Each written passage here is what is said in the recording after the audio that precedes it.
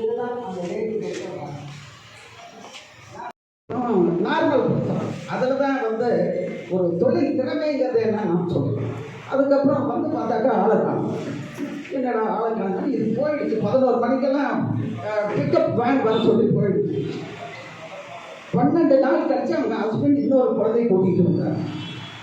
எனக்கு ஒரு 10% இந்த லேடி ஒன்றுமே சொல்லலையே, சொல்லாமல் போயிடுச்சு.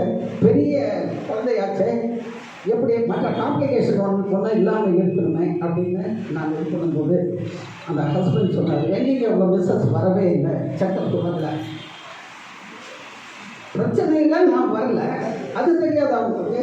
பிரச்சனை இருந்தால் தான் வந்திருப்பேன், நான் வரலைங்கிற போது பிரச்சனை இல்லைங்கிறது தான் உண்மை அப்படின்னாங்க. இறைவனுக்கு நன்றி சொல்லி அப்படிப்பட்ட ஒரு சவுதி அரேபியாவில் வெளிநாட்டில் ஒரு தாயும் செய்யும் அவனை நல்லபடியாக பார்க்கணும்னு என்னுடைய மனசு இருக்கும்போது என்னுடைய தாய்நாட்டில், என்னுடைய தமிழ்நாட்டில் என்னுடைய சகோதரிகள் அவர்களுக்கு என்ன வைத்தியம் சொல்லுது அந்த வைத்தியம் கிடைக்கணுங்கிறது தான் இன்னைக்கு நடக்கிற திமுக ஆட்சிக்கு நான் வைத்தியம் கேட்க. யார் வேணால் பிரசவம் பார்க்கலாமா, யார் வேணால் குழந்தை பார்த்துக்கலாமா, ஹஸ்பண்டை பார்க்கலாம், யார் வேணால் பார்க்கலாங்கிற முறை மெடிக்கல் கவுன்சில் ஆஃப் இந்தியா ஒத்துக்காது. இந்த கூட்டத்தின் வாயிலாக திராவிட முன்னேற்ற கழகத்திற்கு நான் எச்சரிக்கையாகவே சொல்லுகிறேன். மருத்துவத்துறையில் எந்த ஒரு அந்த பதில் எதை வேணால் சொல்லிடலாம், ஆனால் அந்த பதில் மக்களை காக்கின்ற அந்த துறையில் இனி அதாவது யார் வேணா பிரசவம் பார்க்கலாம், எது வேணா நடக்கலாம், அதுக்கு ஒரு பதிலை கொடுத்துட்டா அதோட முடிச்சு போகுதுங்கிறது இல்லை. அண்ணா திராவிட முன்னேற்ற கழகத்தினுடைய பொதுச் செயலாளர் ஒவ்வொரு இன்சிடென்ட்டை நோட் பண்ணி கோட் பண்ணி அவர் விளக்கம் கொடுத்துட்டு இருக்கிறாரு. திராவிட முன்னேற்ற கழக அரசுக்கு இந்த கூட்டத்தின் வாயிலாக ஒரு மகப்பேறு மருத்துவர் என்ற முறையில் எச்சரிக்கிறேன். ஒரு நோய், ஒரு மக்கள் நல்வாழ்வு துறை என்பது மக்கள் உயர காக்கிறோம். கொரோனாவில் எப்படி நாங்கள் உயர காப்போம், கொரோனாவில் எப்படி நாங்கள் மக்களோட மக்களாக இருந்தோம்.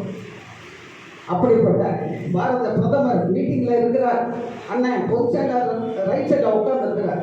அங்கே இருக்கிற இந்தியாவுடைய முதலமைச்சர் மாநாடு அதில் சொன்னார், கொரோனாவை கட்டுப்படுத்தணும்னா மற்ற மாநில முதலமைச்சர்கள், தமிழ்நாடு முதலமைச்சர் அன்பு சகோதரி எடப்பாடியார் அவர்களுக்கு கட்டுப்படுத்தணும் என்று அப்படி மருத்துவ சான்றிதழை பாரத பிரதமர் கிட்ட வாங்கின துறை மருத்துவத்துறை. 11 மெடிக்கல் காலேஜ் தான் நூர்ஜஹான் சொன்னாங்க. எதுக்கு சொல்ல வரேன்னா, நூர்ஜஹானுடைய பொண்ணு 7.5% இடஒதுக்கீடு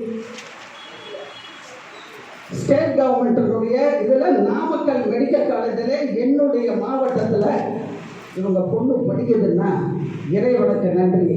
என்னுடைய அன்பு சகோதரியை நீண்ட நாட்களுக்கு பிறகு நான் மேடையில் பார்க்கின்றேன்.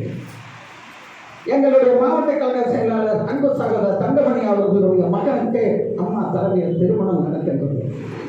மேடைக்கு அம்மா விட்டார்கள், பொண்ணு மாப்பிள்ளை மேடையில் உட்கார்ந்துருக்கிறாங்க. நூர்ஜஹான் வரவேற்புரை நிகழ்ச்சி அப்படின்னு அம்மா சொல்றாங்க. அன்பு சகோதரி அந்த வரவேற்புரை நிகழ்ச்சியில் அண்ணன் தங்கமணி அவர்களுடைய மகனுடைய திருமணத்தை அம்மா அவர்கள் நடத்தி வைக்கும் போது அன்பு சகோதரி அம்மா அவர்களுடைய பாராட்டுதற்குரிய சகோதரி அன்பு சகோதரி நூர்ஜஹானோடு நாங்கள் 91 நான் அரசியலுக்கு வந்த நாளிலிருந்து மாவட்ட உறுப்பினராக, இன்னைக்கு மாவட்ட கழக இணை செயலாளராக, மகளிரணி துணை செயலாளராக, ஒரு தலைமை கழக பேச்சாளராக என் அருகே உட்கார்ந்து இருக்கிறது அன்னைக்கு பார்த்த நூர்ஜஹான், இன்னைக்கு பார்க்கிற நூர்ஜஹான். இறைவா நன்றி அப்படிங்கிற ஒரு நன்றியை சொல்லி இங்கே வருகையிலிருந்து சிறப்பித்துக் கொண்டிருக்கின்ற